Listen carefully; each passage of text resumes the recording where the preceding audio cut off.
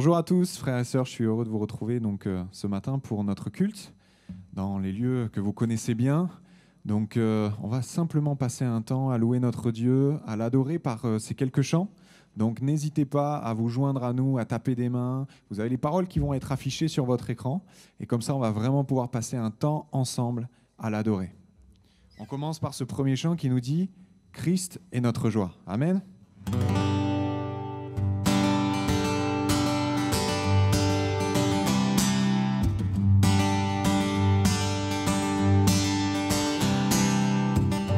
Tu es la lumière qui brille dans le noir. Oh, oh, oh. Tu es mon soutien, tu me redonnes l'espoir. Oh, oh, oh. Non, je n'aurai pas honte de proclamer de tout mon être. Je veux le déclarer.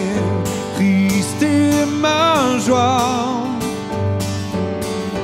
Christ est ma joie. Je n'aurai pas peur de chanter, pas peur de crier, oh. Pourquoi me taire quand mon âme est accablée? Oh, oh, oh. En toi j'espère, tu ne failliras jamais. Oh, oh, oh. Non, je n'aurai pas honte de proclamer de tout mon être. Je veux le déclarer. Christ est ma joie. Christ est ma joie. Je n'aurai pas peur de chanter, pas peur de crier. Oh, Christ est ma joie, il est ma joie. Christ est ma joie. Je n'aurai pas peur de chanter, pas peur de crier. Oh, pourquoi me taire? Pourquoi me taire quand mon âme est accablée? Oh, oh, oh. En toi j'espère, tu ne failliras jamais. Oh, oh, oh. Non, je n'aurai pas honte de proclamer de tout mon être. Je veux le déclarer. Christ est ma joie. Christ est ma joie. Il est ma joie. Je n'aurai pas peur de chanter, pas peur de crier. Oh, Christ est ma joie. Christ est ma joie. Je n'aurai pas peur de chanter, pas peur de crier. Oh.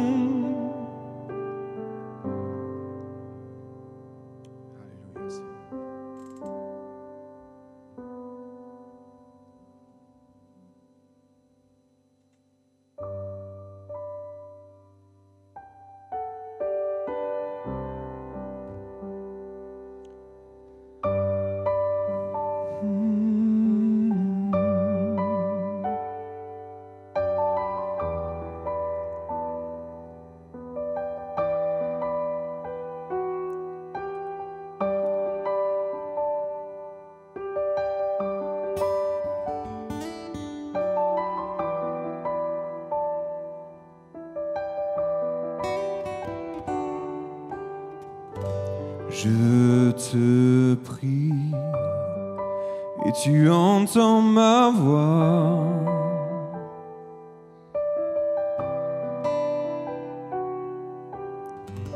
Je fléchis les genoux devant toi. J'ai besoin que tu traces un nouveau chemin. tant besoin que tu sois mon puissant soutien. Tu es ma source, tu es mon bien. Quand je me perds, tu prends ma main, tu me relèves de la poussière dans le désert.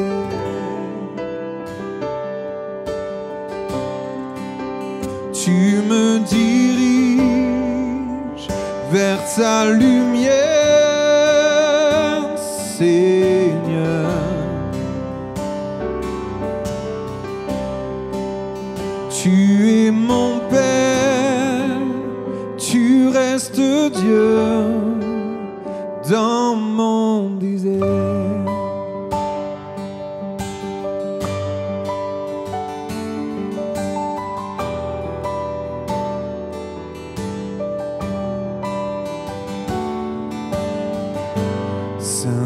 Saint-Esprit, je me tiens devant toi.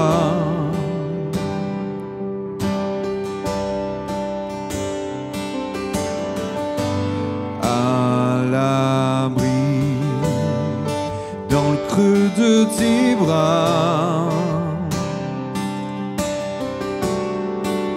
j'ai besoin de ton feu qui me purifie,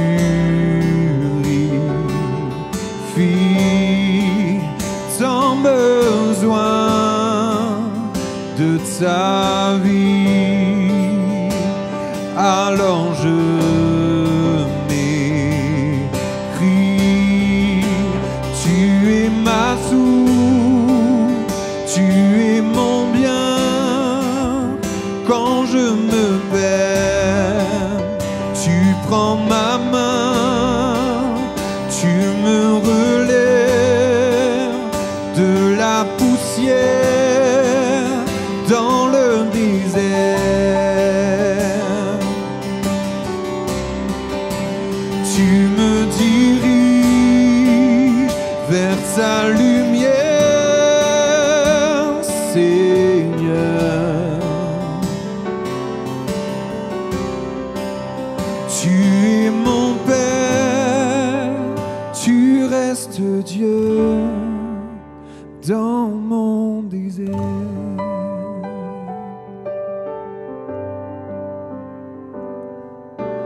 Rien ne me séparera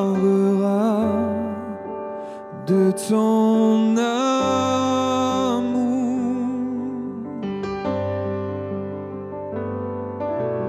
Alpha, Oméga, tu régneras toujours.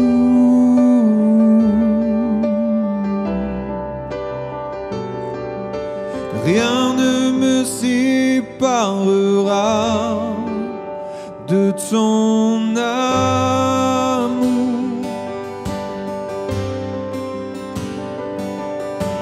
Alpha, Oméga, tu régneras toujours.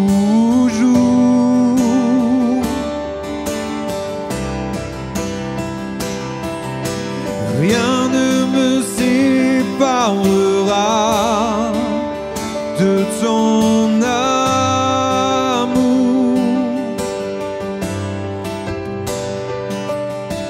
Alpha, Oméga, tu régneras toujours.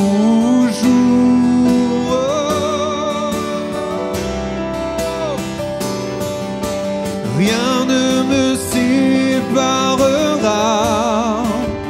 de ton amour.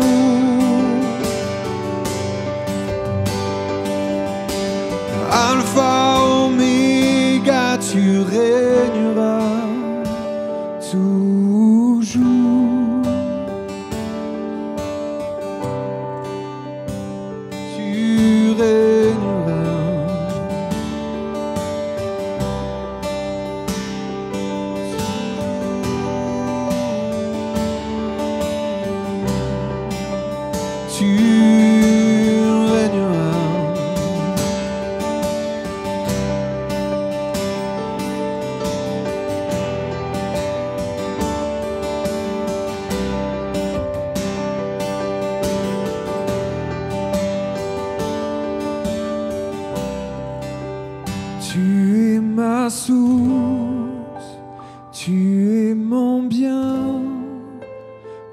je me perds, tu prends ma main, tu me relèves de la poussière dans le désert.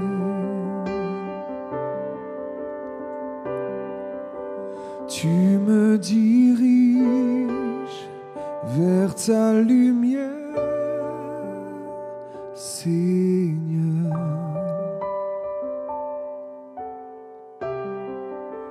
Tu es mon Père, tu restes Dieu dans mon désert.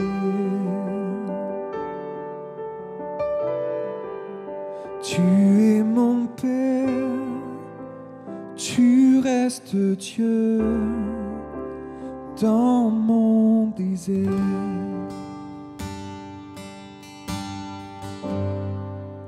Que les ruines reprennent vie dans la beauté de ton nom.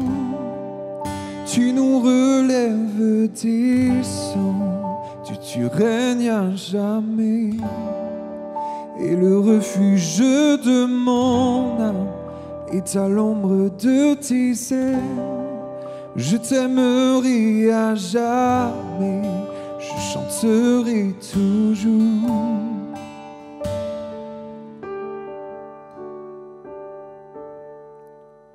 Quand les monts s'effondrent, quand le tonnerre gronde, tu es présent.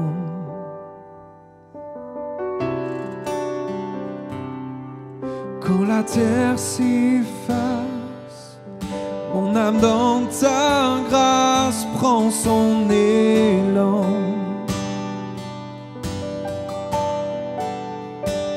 Et je marche dans le feu, je relève les yeux vers celui qui ravive mon esprit. Je regarde à la croix où ma vie tu sauvas, dans l'éclat de ta gloire et ta grâce. Que les ruines reprennent vie dans la beauté de ton nom. Tu nous relèves des cendres, tu règnes à jamais. Et le refuge de mon âme est à l'ombre de tes ailes. Je t'aimerai à jamais, je chanterai toujours.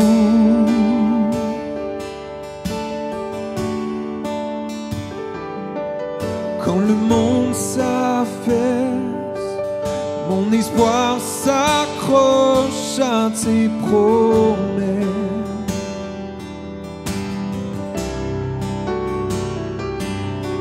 Quand mon courage cède, mon cœur puise sa force dans ta présence. Et je marche dans le feu, je relève les yeux vers celui qui ravive mon esprit. Je regarde à la croix où ma vie tu sauvas, dans l'éclat de ta gloire et ta grâce. Que les ruines reprennent vie dans la beauté de ton nom. Tu nous relèves des cendres, tu règnes à jamais. Et le refuge de mon âme est à l'ombre de tes ailes. Je t'aimerai à jamais, je chanterai toujours. Que les ruines reprennent vie dans la beauté de ton nom. Tu nous relèves des cendres, tu règnes à jamais. Et le refuge de mon âme est à l'ombre de tes ailes. Je t'aimerai à jamais, je chanterai toujours. je marche dans le feu, je relève les yeux vers celui qui ravive mon esprit. Je regarde à la croix où ma vie tu sauvas, dans l'éclat de ta gloire et ta grâce, que les ruines reprennent vie dans la beauté de ton nom. Tu nous relèves des cendres, tu règnes à jamais.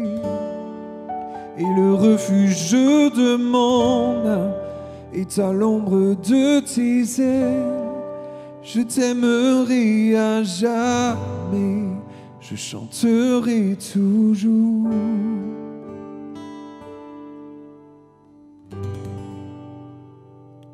Amen. Seigneur, nous te louons, nous te bénissons, Père. Ce matin, Père, nous voulons, Seigneur, élever ton nom. Nous voulons te rendre toute la gloire qui t'est due, Père. Bénis, Seigneur, ces moments. Je te prie de bénir chaque personne qui est derrière son écran. Que tu puisses, Seigneur, vraiment visiter, Seigneur, chacun d'entre nous, Père. Que tu puisses parler à chacun d'entre nous. Que ce soit par ces chants déjà, que tu l'as fait, j'en suis sûr, mais aussi par la prédication qui vient, Père. Que ton nom, Seigneur, soit béni. Amen.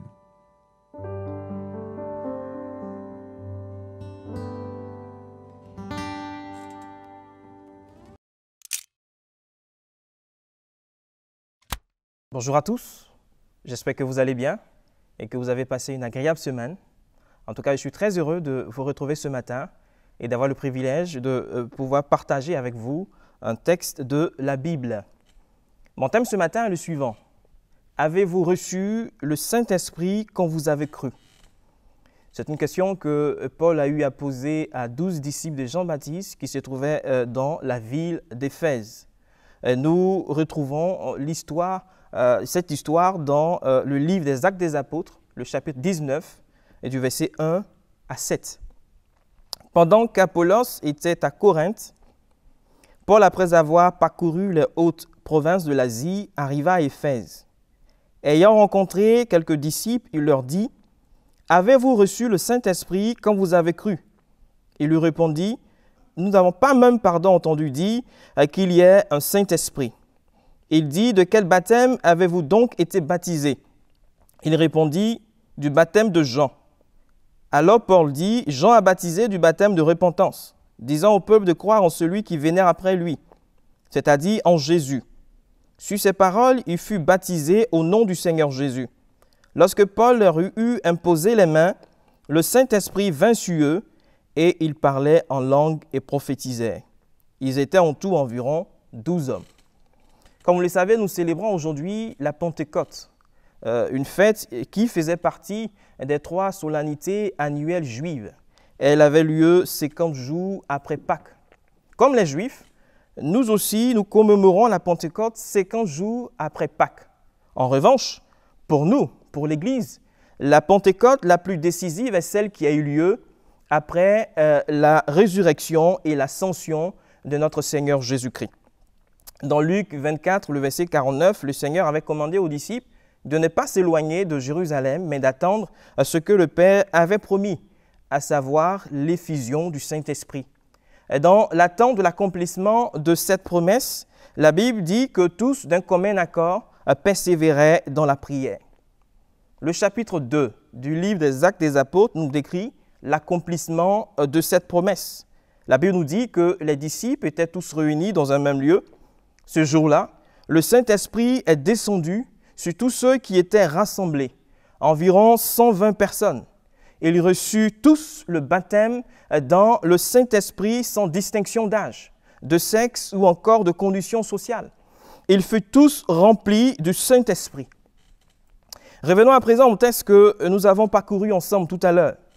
Il est dit que Paul s'est rendu dans la ville d'Éphèse. Dans cette ville, il a fait la rencontre de 12 hommes qui étaient tous des disciples de Jean-Baptiste.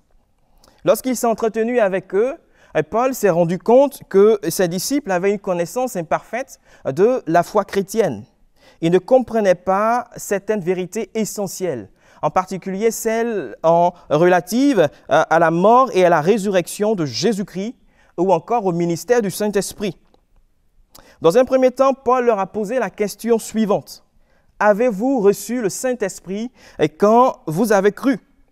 La réponse donnée par ces derniers était qu'ils n'avaient même pas entendu dire qu'il y ait un Saint-Esprit. C'était sans doute assez inattendu comme réponse pour Paul, puisque ces hommes, étant tous des disciples de Jean-Baptiste, auraient dû connaître l'existence du Saint-Esprit. Cette réponse assez surprenante a probablement conduit Paul à aborder avec eux la question de leur baptême, en leur demandant de quel baptême ils ont donc été baptisés. Ils ont répondu du baptême de Jean. Autrement dit, ces hommes ne connaissaient que le baptême de Jean. La connaissance qu'ils avaient de la foi chrétienne se limitait au fait que la venue du Messie était proche. C'est pourquoi ils s'étaient fait baptiser en signe de repentance comme préparation indispensable en vue de recevoir le Messie comme roi. Par contre, ils ignoraient tout de l'Évangile. Ils ignoraient tout de la bonne nouvelle du salut en Jésus-Christ et de l'effusion du Saint-Esprit. Bien évidemment, Paul a pris le grand soin de leur expliquer tous ces faits. Ces hommes ont-ils été convertis par le biais d'Apollos, lui-même aussi disciple de Jean? Rien ne permet de le supposer. Cependant, ces disciples d'Éphèse ont été probablement influencés, je dis bien influencés par ce dernier, d'une manière ou d'une autre. Apollos, comme nous le savons, était un prédicateur éloquent et versé dans les écrits de l'Ancien Testament. Comme ces 12 disciples, peut-être qu'il te manque à toi aussi une dimension importante dans ta marche chrétienne, ta marche avec Dieu. Bien sûr, tu crois dans l'œuvre de la croix. Tu as reçu le Seigneur Jésus-Christ dans ton cœur comme Seigneur et Sauveur. Tes péchés ont été confessés et pardonnés. Tu as été lavé dans le précieux sang de l'agneau de Dieu. Tu as expérimenté la Pâque, mais as-tu fait l'expérience de la Pentecôte? Bien-aimé, la Pentecôte n'est pas ou ne devrait pas être une simple date de calendrier. Nous sommes tous invités à en faire l'expérience et à la vivre pleinement lorsque nous avons cru en Jésus-Christ. Les disciples de Jean-Baptiste, après que Paul leur ait enseigné toutes ces vérités relatives à la foi chrétienne, vont être baptisés sur l'autorité du Seigneur Jésus. Ils avaient compris à présent l'importance, le sens de la mort et de la résurrection du Seigneur Jésus-Christ. Ils ont aussi saisi l'importance du Saint-Esprit dans leur épanouissement spirituel.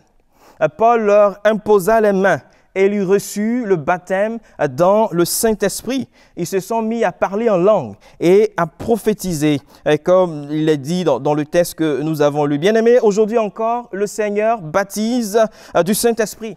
Et cette promesse est aussi pour vous. Elle n'est pas l'exclusivité d'une catégorie de personnes, de pasteurs, d'évangélistes, de prophètes, d'apôtres, de docteurs, d'anciens, de diacres et bien d'autres personnes. Pierre a dit dans Actes 2, le verset 39, « Car la promesse est pour vous, pour vos enfants et pour tous ceux qui sont loin en aussi grand nombre que le Seigneur notre Dieu les appellera. » Tout chrétien devrait ardemment désirer et rechercher cette promesse du Père à laquelle ils ont tous droit. Pour décrire cette expérience, on a généralement recours à l'expression baptême dans le Saint-Esprit dans le milieu pentecôtiste. Dans l'expression baptême dans le Saint-Esprit, la préposition dans indique que le Saint-Esprit est la personne divine dans laquelle nous avons été plongés ou encore immergés. En d'autres termes, être baptisé dans le Saint-Esprit, c'est être tout simplement plongé ou immergé dans l'Esprit. Il s'agit plus exactement d'une immersion spirituelle, car c'est notre être intérieur ou encore notre esprit qui est plongé, qui est baptisé, qui est plongé dans la personne du Saint-Esprit. Ce baptême est assorti d'un revêtement de puissance en vue d'une plus grande efficacité dans le service. Et dans Acte 1, le verset 8, il est dit ceci, « Mais vous recevrez une puissance, le Saint-Esprit survenant sur vous, et vous serez mes témoins à Jérusalem, dans toute la Judée, dans la Samarie et jusqu'aux extrémités de la terre. » Bien-aimés, nous pouvons tous être extrêmement doués, exceptionnellement bien formés et jouir d'une grande expérience. Néanmoins, sans la puissance du Saint-Esprit, nous demeurons inefficaces. Nous avons grandement besoin du revêtement de puissance qui émane du Saint-Esprit. Le baptême dans le Saint-Esprit est une expérience distincte et consécutive à la nouvelle naissance. Avec le baptême dans le Saint-Esprit viennent des expériences comme la plénitude débordante de l'Esprit.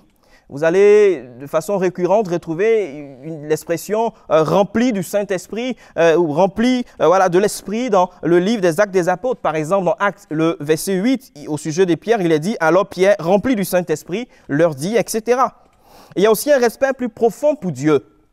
Acte 2, 43, la crainte s'emparait de chacun et il se faisait beaucoup de prodiges et de miracles par les apôtres. Il y a également une consécration plus grande à Dieu et un engagement plus entier à son œuvre. Acte 2, 42, il persévérait dans l'enseignement des apôtres, dans la communion fraternelle, dans la fraction du pain et dans les prières. Et un amour pour Christ qui est plus actif, ainsi qu'à l'égard de sa parole et de ceux qui se perdent. Dans Marc 16, le verset 20 lui est dit, « Et il s'en allait prêcher partout. Le Seigneur travaillait avec eux et confirmait la parole par les miracles qui les accompagnaient. » Est-ce qu'il existe des conditions pour recevoir le baptême dans le Saint-Esprit? Tout d'abord, il semble important de préciser que la réception du baptême dans le Saint-Esprit ne résulte aucunement de nos efforts. Bien au contraire, il s'agit d'un don de Dieu. Acte 2, 38, Pierre leur dit, « Répentez-vous et que chacun de vous soit baptisé au nom de Jésus-Christ pour le pardon de vos péchés. Et vous recevrez le don du Saint-Esprit. » Pour autant, il est vrai que ce baptême n'est accordé qu'à certaines conditions. Et comme condition fondamentale, le baptême dans le Saint-Esprit exige la repentance et la foi en Jésus-Christ comme sauveur parfait. Il faut croire en Jésus-Christ, car ce baptême est pour celles et ceux qui ont cru en Jésus-Christ. En outre, la réception du baptême dans le Saint-Esprit nécessite parfois la connaissance même de son existence comme bénédiction promise. Nous l'avons, c'est ce que nous disons depuis le début de cette prédication au sujet des 12 disciples d'Éphèse qui n'avaient même pas entendu dire qu'il y avait un Saint-Esprit. Elle requiert une vie obéissante à Dieu. Acte 5, le verset 32. Ce qui implique l'abandon de notre volonté, de notre raison, de notre corps, de notre temps. Toutes les parties de notre vie doivent être entièrement dominées par le Saint-Esprit. Il nous faut nous vider de nous-mêmes. Vous savez, pour qu'une coupe puisse être remplie d'un nouveau fluide, elle doit être vidée de l'ancien. Si nous voulons être remplis du Saint-Esprit, il nous faut d'abord nous vider de nous-mêmes. Nous relevons également que les 120 qui reçurent le baptême du Saint-Esprit à la Pentecôte adoraient le Seigneur Jésus. Ils passaient beaucoup de temps à louer Dieu. Luc 24, le verset 52. La Bible déclare également qu'ils priaient avec persévérance. Acte 1, le verset 14. Et avec foi. Marc 11, le verset 24. Je vais terminer avec ce dernier point. Est-ce qu'il y a un signe physique initial qui atteste que nous avons reçu le baptême dans le Saint-Esprit? Oui, il y a bien un signe. Ce signe physique initial s'appelle le parler en langue. C'est la preuve initiale tangible que nous avons reçu le baptême dans le Saint-Esprit. Bien aimé, il y a toujours une manifestation extérieure immédiate, surnaturelle, qui apporte la conviction non seulement à celui qui reçoit ce don de la grâce, mais également aux autres qu'une puissance divine est au contrôle de la personne. tous ceux qui ont été remplis du Saint-Esprit se sont mis à parler en d'autres langues, selon que l'Esprit leur donnait de s'exprimer. Et ces langues étaient des langues qu'ils n'avaient jamais apprises, qui leur fut donnée indépendamment de leur capacité intellectuelle. Certains de ceux qui étaient présents compris ces langues et s'exclamaient: « Nous les entendons parler dans nos langues des merveilles, c'est-à-dire des œuvres puissantes, sublimes et magnifiques de Dieu. » Ce signe s'est reproduit à d'autres occasions dans le livre des Actes des Apôtres. Acte 10, le verset 46 et Acte 19, le verset 6. Bien-aimés frères et sœurs, peut-être que cela fait longtemps que pour quelques-uns, vous aspirez au baptême dans le Saint-Esprit. Mais jusqu'à présent, vous ne l'avez pas encore reçu. Peut-être que vous êtes déçus, vous êtes découragés, au point de conclure à tort que ce baptême n'est pas pour vous. Peut-être que vous vous sentez même indigne de recevoir ce don de Dieu. Permettez-moi ce matin simplement de vous rappeler que cette promesse est aussi pour vous. Aujourd'hui même, le Seigneur peut et veut vous remplir de son esprit. Peut-être que pour certains, c'est maintenant que vous vous tournez, que vous découvrez la foi chrétienne. Peut-être que jusqu'à présent, vous ne saviez pas ce qu'est le baptême dans le Saint-Esprit. Vous ignoriez même que vous aussi, vous pouvez le recevoir. Et même si pour quelques-uns, vous êtes encore en attente de passer par les eaux du baptême. La question que je vais vous poser simplement, avez-vous cru en Jésus-Christ comme un sauveur parfait? Si oui, vous aussi, vous pouvez recevoir le baptême dans le Saint-Esprit. Je tiens à souligner que si vous le recevez, maintenant, cela ne vous dispense pas de passer par les eaux du baptême. Il arrive parfois que quelques-uns n'exercent plus le parler en langue. Peut-être que cela est dû pour toi, qui m'entend, qui m'écoute, à un péché, à un abandon de la foi, au fait que ton cœur s'est éloigné de Dieu. Ce matin, si tu reviens de tout ton cœur au Seigneur, dans la repentance, le Seigneur t'accueillera et le Seigneur te renouvellera. Avant de terminer par la prière, je tenais à vous faire la suggestion suivante si vous souhaitez poursuivre la discussion sur ce sujet. Pierre a dit dans Acte 2, 38, « Repentez-vous et que chacun de vous soit baptisé au nom de Jésus pour le pardon de vos péchés et vous recevrez le don du Saint-Esprit. » Est-ce que ce verset sous-entend qu'il faut être nécessairement baptisé d'eau avant de recevoir le baptême dans le Saint-Esprit? Pouvez-vous donner des exemples bibliques, en particulier dans le livre des Actes des Apôtres, de personnes qui ont reçu le baptême dans le Saint-Esprit après le baptême d'eau? De même aussi, pouvez-vous citer d'autres exemples, et cette fois-ci de personnes qui ont reçu le baptême dans le Saint-Esprit avant de passer par les eaux du baptême? Et enfin, que pensez-vous du parler en langue comme signe physique initial du baptême dans le Saint-Esprit? Donnez quelques exemples. Nous voulons ce matin te dire merci pour le don de ton esprit. Nous croyons qu'aujourd'hui encore, Seigneur, tu baptises du Saint-Esprit. C'est pourquoi je veux prier pour celles et ceux, notre Dieu, qui s'attendent à toi ce matin. Et notre Dieu, je prie afin que tu les remplisses, afin que tu les baptises de ton esprit. Seigneur, merci de les visiter. Et ceux, notre Dieu, qui ont besoin d'être renouvelés dans le parler en langue, je prie ce matin afin qu'ils soient renouvelés et qu'ils soient restaurés, Seigneur.